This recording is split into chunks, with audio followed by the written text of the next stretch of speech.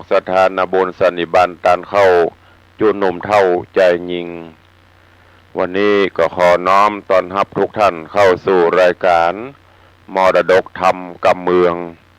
ทางสถานีวิทยุกระจายเสียงพระพุทธศาสนาแห่งชาติและสังคม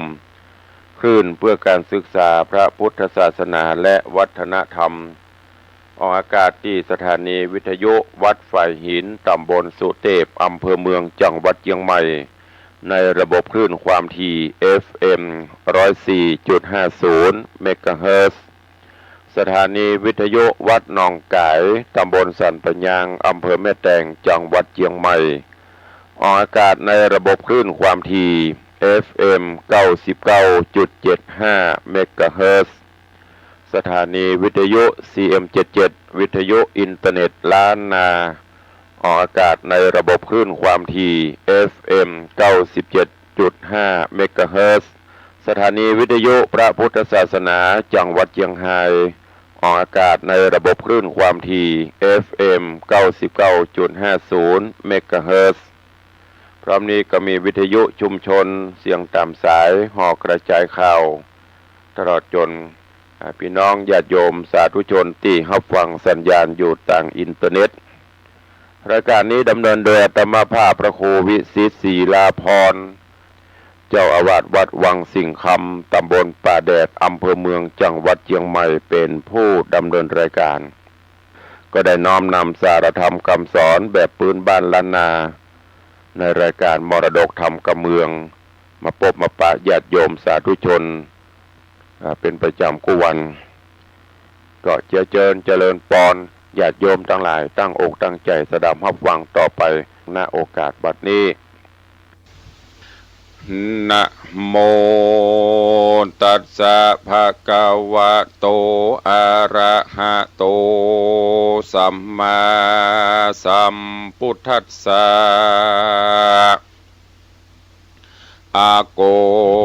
นเตนะจิเนโกทังอาสาทุงสาธุนาจิเนชิเนกันทาลิยังทาเนนะสัจเจนะลิกวานันติ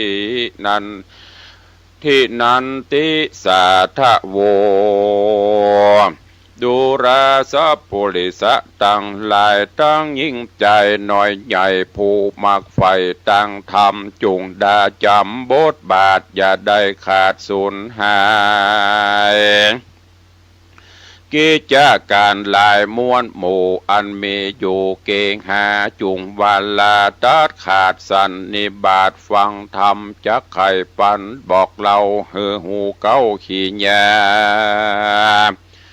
ถึงมนุษย์สาโลกลาพ่องหยาบจ้ามัวดำกระตำกำบอกเหือดพองไม่เดือดเครื่องขี่บอกหูดีหูให้พ่องตกอยู่ไข่ตันหาพ่องโกธาโคตรง่ายพ่องโลภไล่อยากใดตันหาใหญ่สะหาวโตสะเป่าสะตานโมหะดันลงเมากันตัวเฮาดังนี้จักหลีกลีสันได้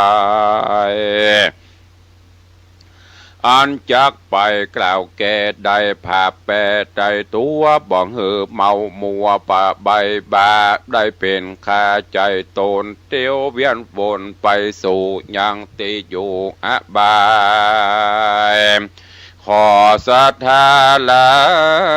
ยมวลหมู่จงพรำหูดาฟังบัดนี้เดชเตศรัทธาอันว่าสัพพัญญูพระพุทธเจ้าตนเป็นเก้าติโลกาเทศนากล่าวจีหือแจ้งทีหันสายว่าชนะแปลเป็นไต้กล่าวแก่ก็คือภาพแปดดีลีจากไปตีลบภาพขาศึกหยาบนาแข่งนาวาเหือกวางแข่งมาจ้างอัวควายแห้งภายลายเลือดแหลก็ภาพแป้บัดเดียวหรือพญาเรียวองอาจหูฉลาดจบทอง ก็สมใจป้องภาพใดแป้เสียงควายดีลีพระบุญมีตนวิเศษยี่แจ้งเจตหันสายว่าแข่งอันใดโลกใดแข่งกันใดจุเมือจักลังเตือก็การบ่อสะตานโปร่งวางก็หาตั้งเข้าแก่หือพาแป้ขึ้นมาเป็นดังนี้น่าจะใจบ่หูใดสันใดย้อนว่าใจของตัวบ่หูกลัวสะตานตัวนี้การบ่ลอมใจนั้นหนอภาพหัว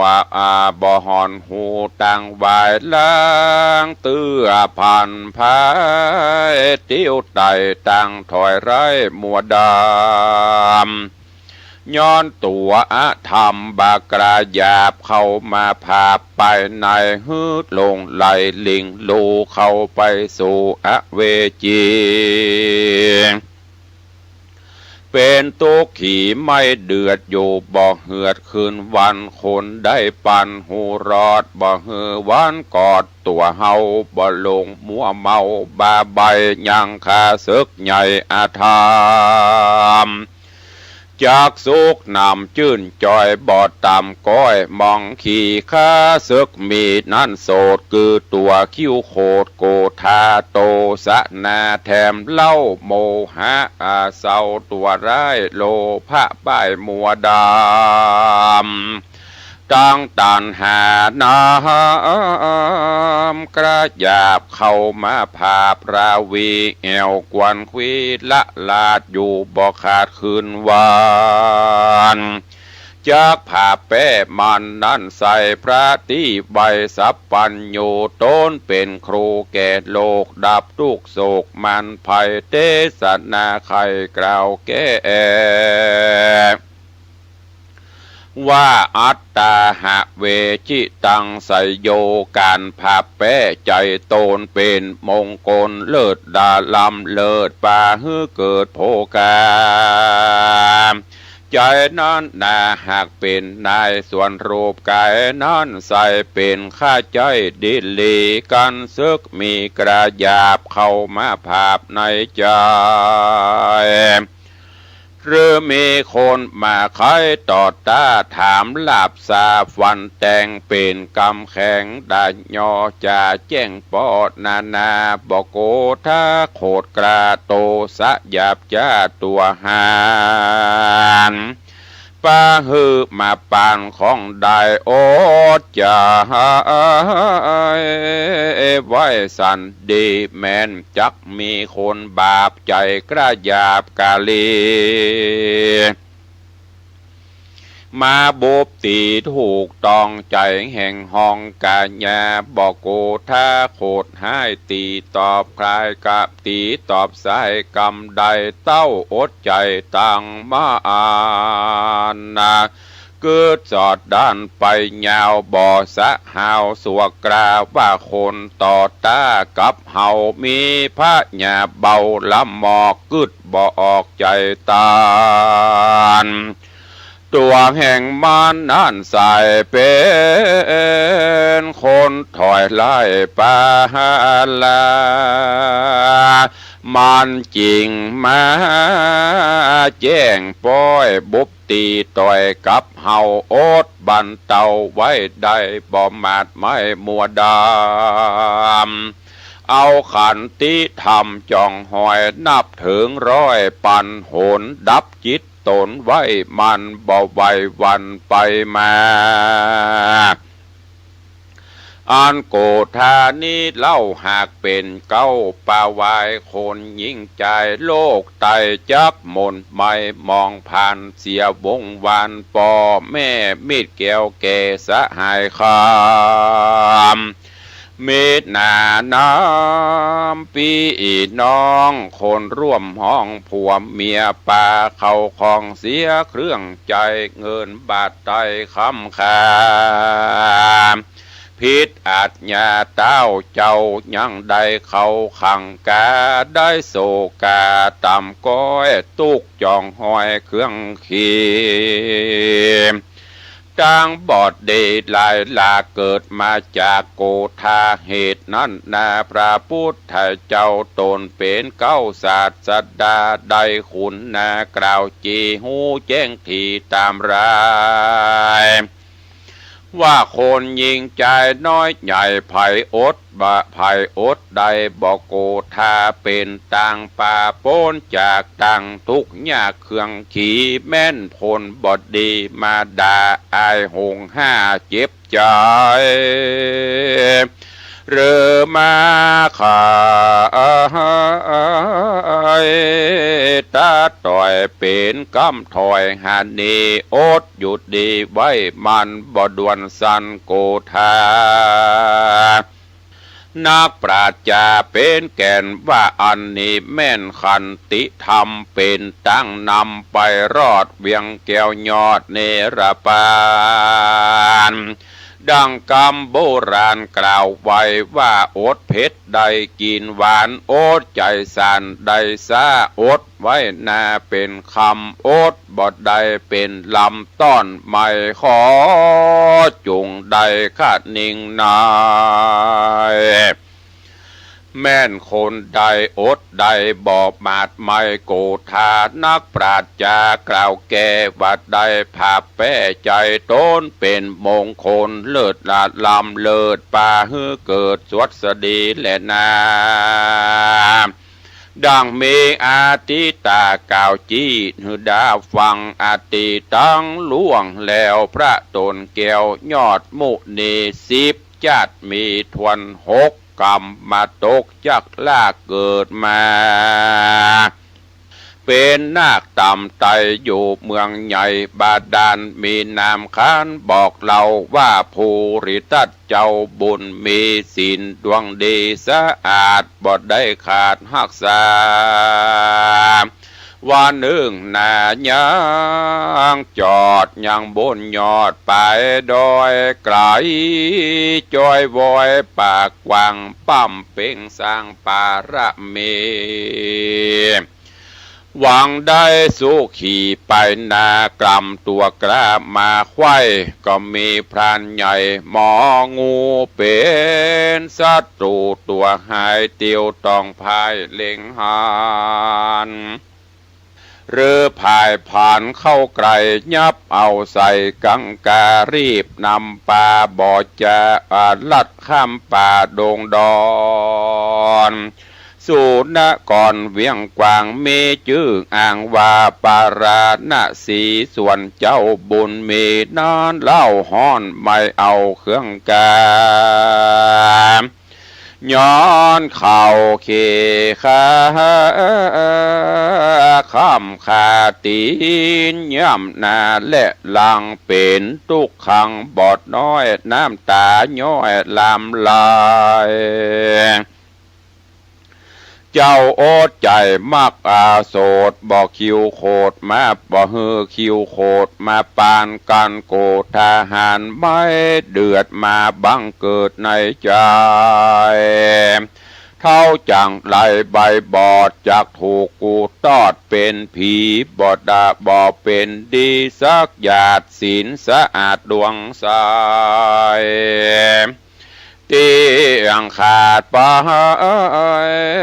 ด่างพร้อยได้ตำก้อยเครื่องกาเหตุนั้นนาตัวเฮากวนบันเตาโอดไว้บอกโคดไม่เครื่องขี่แม่นเขาจักตีหรือฟาดดาจักขาดใจตาย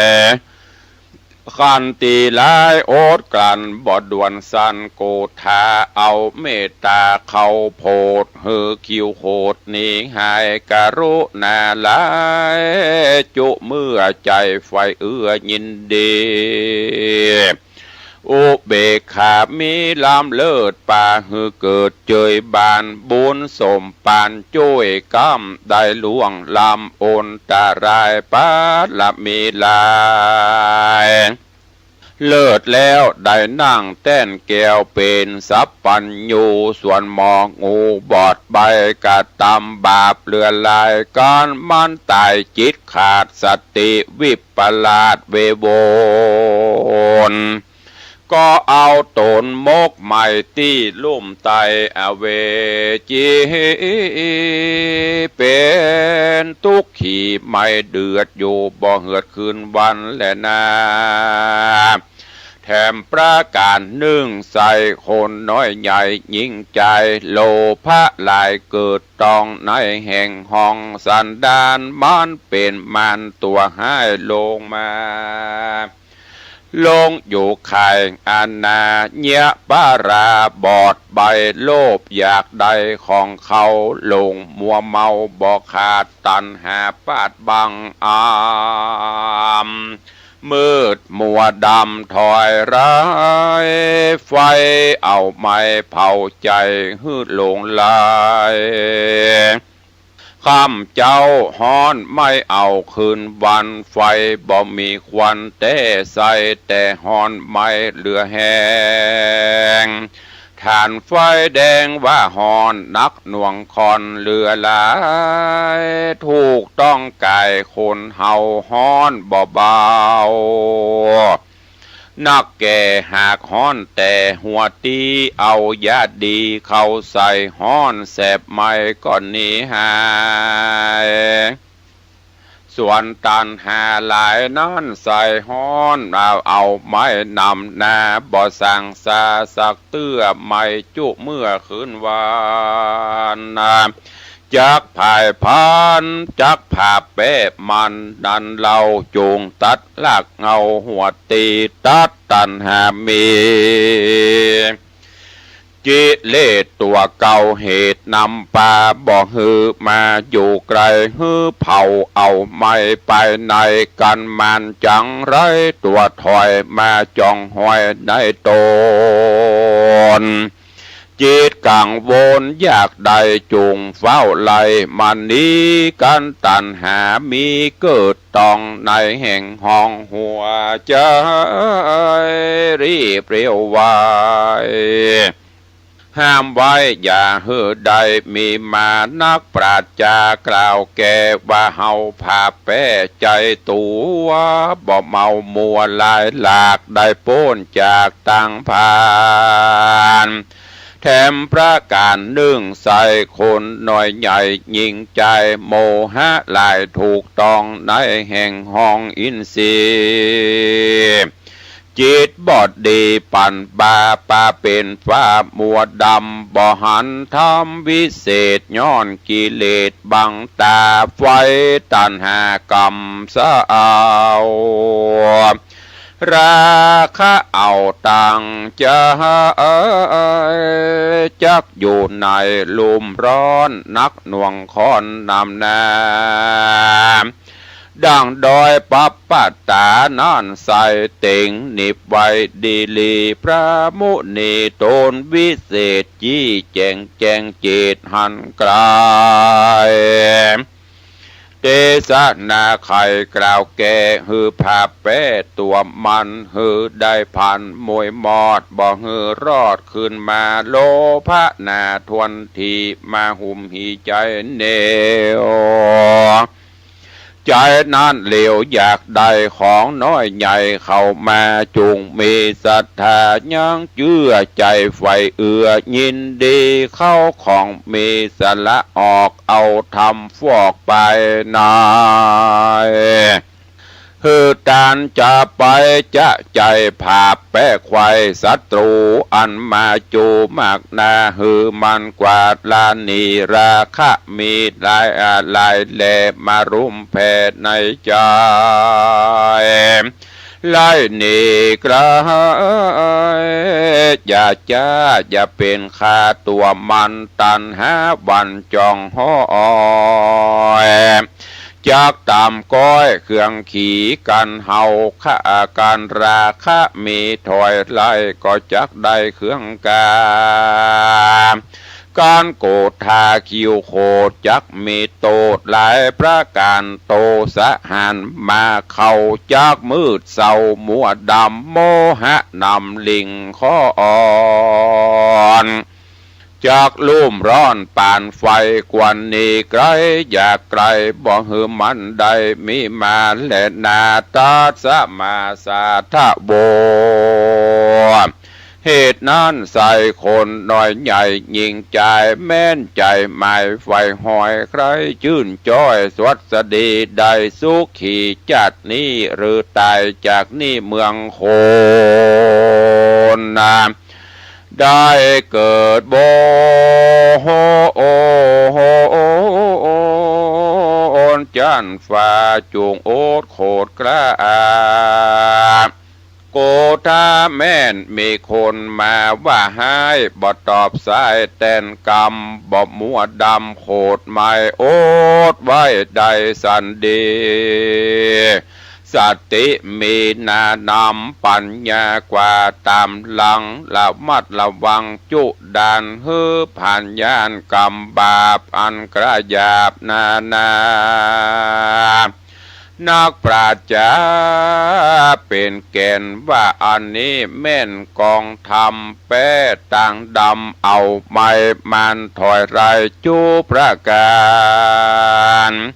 ภาพแป้มันเมียนจอดนับเป็นยอดมงคลยกเอาตนโป้นจากต่างทุกยากสงสารได้เจยบานบอกขาดตั้งแต่จาดปัจจุบันกันดับขันกระภาคตายละจากเมืองโค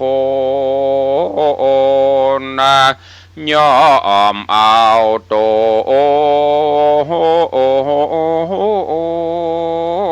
ไปเกิด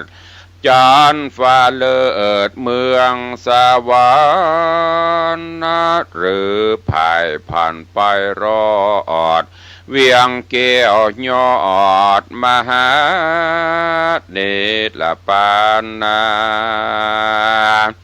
มูลลาดศรัทธามวลหมู่อันพรำอยู่ฟังธรรมได้ดาจำแต่เก้าตราบต่อเต้าถึงปลายจุงจำหมายชื่อไว้เอาเป็นไม้ไตสอนตัวเอาเป็นหัวกายรอดได้โป้นขอดภัยมานสักโยชน์ใหญ่ก็บอดใจได้ล่วงโป้นความตายเกิดมาสุขทุกข์สบายก็จักตายเหมือนกันจุผูบอกว่าต้องสู้ม่านเงี้ยวเจ๊กฝรั่งมอนไทยอันเกิดมาในโลกลาย่อมตายความนาเหมือนกันเหมือนกับพระอาทิตย์พระจันทร์ปุ้งขึ้นหนวันออกเคลื่อนคล้ายป้อยตกไปแสงล่ำไรรีบรีวนเวียนเปลี่ยนตีไปมาถึงเวลาก็ขึ้นมาใหม่พัดเกี่ยวไขว้เวียนวนเกิดมาเป็นคนก็เป็นดังอีเกิดแก่เจ็บตายวุ่นวายปนปีพระตัสปนกล่าวจี้ว่าวัฏสงสารเวียนว่ายตายเกิดมันบ่พาเสิร์ชสังแต่เล่นนาพ้องก็มาตายชะลาเท่าแก่พ้องตายจากต้องแม่ปามานพ้องกำลังการฝึกย่างพ้องตายระวังกำลังศึกษาสะแหวงวิชาปัญญาก็ป่วยมรณะตายไปเสียจอยพองกำลังเป็นบ่าวน้อยสาวจีรูปร่างกายยีงามดีขนาดมาเป็นพญาติเปียที่โลกาลวดมรณาตายไปพรากนาพ่อแม่พี่น้องลุงอาณาปาโศกเศร้าแต่นาเงามองมีน้ำตานองไหลลงอาบนามัจจุราตัวกรามันบ่ตรองนาภัยสักคนบอกว่ามีจนบ่หับสินบนกับภัยสักผู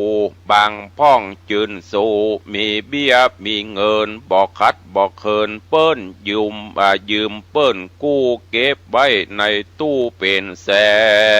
น เป็นหมื่นจักเอายกยื่นหือพญาโยมมราชาขอแลกไข่จีวาหื้อยืนยาวปลายหน้ามันก็บอดยินดีเป็นเศรษฐีมีเงิน100 ล้านก็ยังมวยมังตายไปบอกว่าอยู่ที่ไกลในบ้านในภาษาทอยู่ตึกวิลาศองอาหลังงามบ่อาจห้ามปรามความตายไว้ได้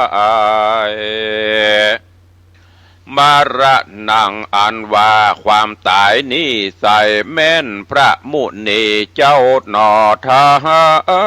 ยสัพปัญญูตนเป็นครูแก่โลกก็ยังลาลับโลกนิพพานไปเป็นพระจอมไตรตนวิเศษปกป้องเพศภัยมารมีบุญสมปานเป็นเจ้าฟ้าก็ยังไหวนาดับขาน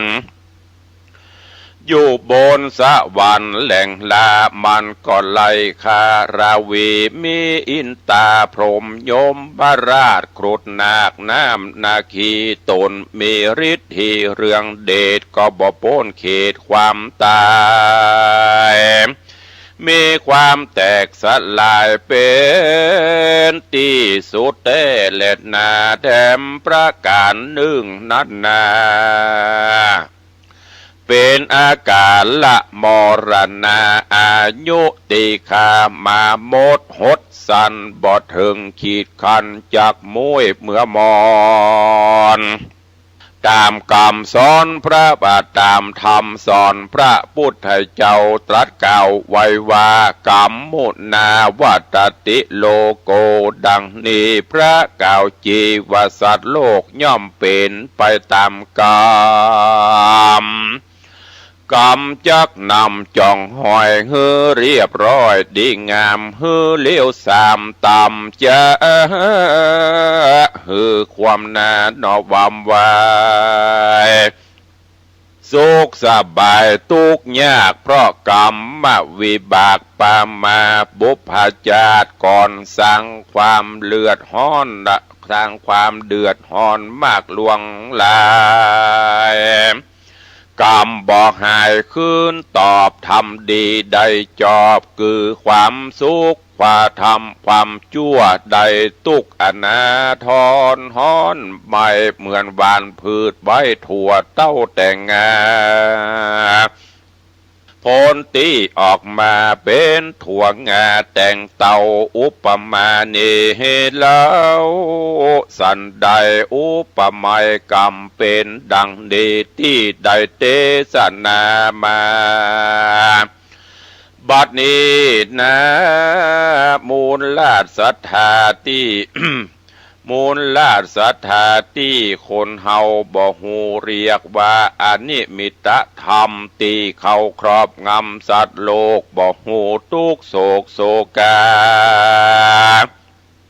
ข้อหนึ่งนันนาชีวิตความเป็นอยู่ต่างจื่นสู่เจยบานสุขสำราญค่ำเจ้าบ่โศกเศร้ามองเงามีเขาของเหลือใจดูตั้งใดเตตา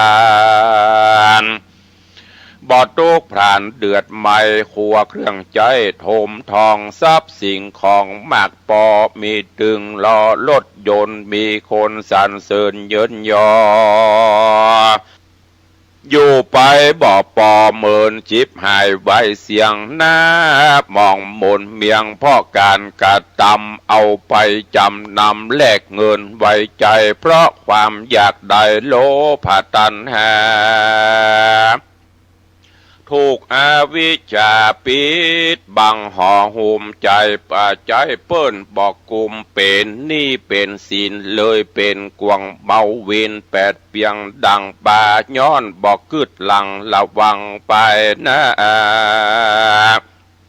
มากตกต่ำจ้าที่ลุนจะไปโตดบุญบ่อนนุนจ้วยกรรมลงต่างโลกล้ำมักลืมตัววันนี้ยังใครหัววันพูกนอนร้องไห้เปิ้นสอนสั่งไว้แน่นอนสัจจางเป็นสัจธรรมพระพุทธเจ้าขอศรัทธาป้อออกแม่ออกแก่เท่าจุงพิจารณาตั้งฝูงอาเด็กขาดนุ่มหน่อยองค์พระยอดซอยว่าอนิมิตธรรมฮือกวนโจดจำน้อมนำกราบไหว้ขออย่าได้ประมาทลาสาคนเฮานี่น่าเป็นไปอย่างอีจริงได้เตจี้มานี่และนากาละเวลาวันคืนล่วงลับนับวันเป็นเดือนนับเดือนเป็นปีตามวิธีโคจรของโลกมีเคราะห์มีโจกหมุนเวียนเปลี่ยนพันภัยบ่อาจหู้ชีวิตไปนาอย่ารออยู่ท่าวันพูกวันฮือสลืมสลือคือความประมาทมันใส่บาตังบุญไว้เป็นต้นทุนเสบียงไปในภาคหน้ามือคนมันกล้าย่อมได้กำให้อายุและวัยมันบ่รออยู่ท่าอย่าอ้างว่าปีนี้และปีหน้าก้อยไปวัดไปว่าพ่องเท่าจะลาเกิดมาปางเป่าแก่เพราะกินเขาเท่าเพราะปีวันเดือนเท่ามาลังตันหาพระโย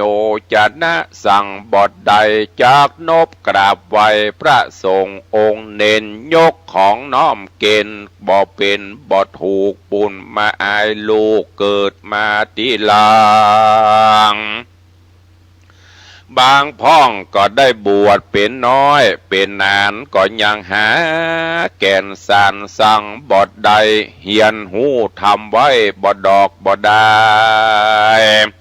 หานโคนปล่อยไหลไปลบหลีกลี่เพราะกลัวเปิ้นเอิ้นจีไปเป็นอาจารย์ลาธนาศิลธรรมพุทโธธรรมบังหันมาอย่างอีบ่ใจจำจีกล่าวว่าฮือภายมนุษย์เฮานี้สายหูวันเกิดบ่หูวันตายเจ้ากะว่าง่ายควายกะว่าบายมันบอกเขาขายมันบอกเขาขายเหมือนรับวันหานเมื่อคืนเมื่อวันประกันบอดใดพ้องตายเป็นไข้วัดไอพ้องตายเปิ้นล่อลวงไปค่ำคาตามีตั้งหน้าพอดหน้าบ่หานวันติดวันจันทร์บ่มีกำหนดตายตกรถจนรถความใจเร็วด่วนล้ำเลยตายเป็นผีสั่งเวยชีวีเป็นสิบเป็นร้อยหน้าดีต่ำก้อยน้อยอกมองใจมีอุบัติเพศภัยรอคอยอยู่ท่าพ่องไปบนฟ้าคืนขี่เหือบินเหมือนไปเมืองอินสวรรค์โลกลาเอวหานางฟ้าในเทพนิยายชีวิตวางวายตายกันปนปีพระองค์กล่าวจี้ว่าอาเจวะกิจจะมาตับปังโกนชัญญามะละนังสุเวการรีบทำความดีเหียดในวันนี้ภัยเราจักหูว่าความตายจักมาถึงวันพวกนี้จักขอกล่าวจี้เตสนามูลาสาธาหนุ่มเท้า ทวนนาเล่ายิงจะอย่าอยู่ได้ปางเป่าเกิดขันเองเล่าตนตัวเนนาเกิดมาเป็นคนอายุมินน้อยป่ายุถึงร้อยก็เมินมีมันสร้างความดีเป็นที่อวดอ้างอย่าได้ห่างล่างทำบุญสุนทานเป็นเกินสะพานไก่ขึ้นจันฟ้าเป็นมาเกี่ยวอาจารย์ในเป็นป่าไทยยะเข้าห่อไหวหน้าตอดเนรปานสุขสำราญจาดนี้จาดนาบอดยาจาและนาบางคนเกิดมาตุกกันตุกอยากย้อนกรรมวิบากปามาจนจะลาแก่เท่ามีลูกมีเต่าก็บ่อยู่เฝ้าเหลียวแลตุกใจนักแก่สงสารย่านยุงเหมือนสายใหญ่กำปุ้งอยู่ในคาพญาทิโรกาอดแอดพญา108ปอกปันตนตัวเป็นลมเจ็บหัวปวดเขียวเป็นปากเบี้ยวกลางกลับเป็นโรคตับโรคปอดตามืดบอดมัวฟางเป็นขังสร้างปุ่มใหญ่เป็นต้องตาใกล้บวมปองน้ำตาน้องบอกขาดเป็นอัมพาตทรมานเป็นง่วนสันอยู่ในต้องใส่มนุษย์ลุ่มไตโลกาผู้มีปัญญาลบหลีกพ้นใดเจ็บป่วยไข้หวัดไอเป็นไปตามธรรมดาโลกกรรมและโจกลิขิตตามพุทธภาษิตว่าอโรคยาปรมาลาภาความบ่มีโรคเป็นลาภอันประเสริฐบุญลำเลิศภัยมันภัยญาติปันอันภัยเลือกบ่ใดจะตายย้อนไข่กาว่าวัดอายหรือโรคหัวใจตับไตกระดังตายย้อนผ่ามั่งเดือที่หมอหงยาตายในโรตายในขาวาต้งนาห้อมหวยตีพาลิงโจยเหือเถื่อนทำพงไพรโมดปัญญาวายล่วงหูทราบใดมีแต่พระเงาไทยสัพปัญโยโลกวิตูหูหันที่แจงบ่อใจกล่าวแสงแกล้งว่าแกล้งจาสัตว์ที่เกิดมาโลกาโลกไตไข้หัวและให้เมาว่ามันมาด้วยกันโอ้โหอันนี้จังบ่มันบ่เตียงหูความเงียงไปมาเหมือนกันนะยังจอดในศาลาโฮมใหม่การว่าแจงแล้วต่างคนก็จากกันไปนั่นแหละนะศรัทธาต่างหลายเฮ้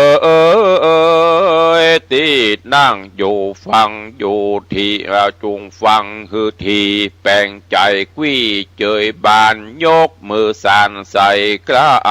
วฟังธรรมพระสงฆ์เจ้าเทศน์คือฟังเตหะนิเคปะมังสรีสรังตนตัวเฮานีดับสูญปนปีเป็นฝุ่นทุรีกายะอินทรีย์มีธาตุตั้งสี่ดินน้ำลมไฟแตกดับลงไปเป็นของว่างเปล่าก็บ่ได้บอกกล่าวว่าจักเอาไป ตอดตุมไว้ตีในป่าจ้าตำบลหนใดไกลกะว่าไกลไว้ปืนกะเก้าไม้กะว่าหิมต่างเอาไปตุ่มวางตาดงขวางป่าสาวบุตรตาลูกเต่าจากเนี้ยสะสันใดพ่องตายกลาไกลในต่างประเทศปุ่นดีสังเวทเวทนาบอกมีสังฆาพระสงฆ์องค์เจ้าเมียแป้งลูกเต่าบ่ได้หูหานเต้าละนอนรับฝันหาอยู่ตั้งบ้านบอดใดปากตันสั่งอภัยคนใดแย้มดับจิตใจต่างเมืองต่างดาวให้กันเศร้าอยู่บ้านกองหาอนิจจาวัฏสังขาราสังขารนี้นะบ่หนิมเตียงมันเพราะเหตุนี้นั่นอย่าได้มัวเมามัวลงโลกลืมตายลงกายลืมแก่ลงเมียลืมลงผัวเมียลืมพ่อแม่ลงเข้าของสมบัติหรือลืมพระพุทธศาสนาลงตันหาลืมบุญลืมบาปจิตใจกระยาบบอกกลัวบาปกลัวธรรมล่วงศีลนอกธรรมวัดว่าบอกไกลยามเจ็บเป็นป่วยใครไกลหมอละนาจริงก็ตึงหาพระสงฆ์องค์เจ้าพุทธนี่แต่เรามีแต่บัญชีมันหากตึงมีดังกล่าวมานี้แต่แลนาคติมากาตีไปเบื้องหน้าเหาะยามตายภาคนาเมืองคนแล้วแต่กุศลผลบุญได้สร้างจิตใจสวยลางมาละมนทินเป็นผู้มีศีลข่าวใสสะอาดบอดใดประมาททำบุญฮืดดันตามพระภูบาลกล่าวไว้ว่าจิตเตนะอาสังกิริเทสุขติปฏิกังขาผู้จักไปถึงสุขติใดก็เพราะมีศีลทาจิตใจบ่เศร้ามองสุขติสวรรค์เป็นอันหวังไปใดจิตใจหม่นไม่จักใดไปสู่อบายบ่มีความละอายต่างบาปมีใจฮึกหยาบเศร้ามองบ่หูกองอันพิษถูกกะใจพันผูกแต่อกุศลย่อมจักส่งผลไปเกิดในกำเนิดอบายภูมิเหมือนไฟสุ่มทารุมห้อนใหม่ตามภาษิตว่าไว้ว่าจิตเตสังกิริเททุกขติปฏิกังขาเมื่อจิตใจเศร้ามองทุกขตินรกเป็นอันไปใดตัดสมาเหตุนั้นใส่มนุษย์โลกใดยิ่งใจอย่าได้เสียดายตระหนี่หุ่มหีทรัพย์ลวงลายเป็นของนอกกายตายแล้วละเอาตัวไปบ่ได้จะขะนำออกใจเป็นของทานจักเป็นปริวันตัวพอเป็นสเบียงห่อตัวต่างนามากาต่างไปสู่เวียงแก้วพระผ่านแผ่วว่าเป็นทรัพย์ไปในเกิดปัญญาสายหูหันแจงทีหูถูกที่กองทำหูตั้งดำมืดเศร้าหูดังนี้เราเรียกว่าคนดีบ่อยาจะเล่นนานิติตังขีญาอันเตสนายังปะกินนากธรรมบากถาวัตะสงสารก็บังโกมสมเรศเดชวันนี้ได้นำเอาพระธรรมเทศนา เกี่ยวกับเรื่องวัฏสงสารคือการเวียนว่ายตายเกิดของสิ่งมีชีวิตหรือมนุษย์โลกเมืองคนเฮานี้มาอุจาเทศนาฮือท่านทั้งหลายได้รับฟังก็หวังว่าคงจะเป็นข้อคิดเตือนจิตเตือนใจคือท่านทั้งหลายน้อมนำไปคิดพิจารณาอย่างในธรรมเปิ้นบอกว่าอานิจจังทุกขังอนัตตาเฮาท่านทั้งหลายก็ได้ยินมาจนชินหูบางคนอู้ได้แล้วแลดว่าเกิดแก่เจ็บตายเป็นของธรรมดาอานิจจังทุกขังอนัตตาบ่เที่ยงแท้แน่นอนบ่เจตัวบ่เจตนฮู้แต่ว่าเฮาบ่ได้เอาปฏิบัติเปรียบเสมือนเฮามียารักษาโรคภัยไข้เจ็บได้ชะงักแต่เฮาบ่กินเมื่อเฮาบ่กินโรคมันก็กำเริบฮู้ว่ายาหม้อนนี้ต้มกินแล้วหายเป็นโรคนั้นเป็นโรคนี้หรือยาโรคอันนี้ เป็นยาอายุวัฒนะกินแล้วอายุจะมั่นขวัญยืนแต่เฮาบ่ได้แปลงกินเฮาบ่ได้บ่ได้ซื้อมากินมันก็บ่มีประโยชน์ฉันใด เฮาฮู้หลักศีลหลักธรรมอย่างที่ทุเจ้าก็ดีครูบาอาจารย์ท่านเจ้านักปราชญ์ราชบัณฑิตเปิ้นก็ชี้แนะชี้นำเฮาอยู่ตลอดว่าศีล5ข้อตั้งแต่ข้อ1 2 3 4 5เปิ้นเตือนสติอย่างพ่องเปิ้นห้ามยี่อย่างพ่องถามว่าเฮาตั้งพุทธศาสนิกชนเฮาฮู้ก็ฮู้หมดว่ากันได้หมดแต่เฮาบ่ได้น้อมนำไปคิดพิจารณาเฮาบ่ได้เอาไปใช้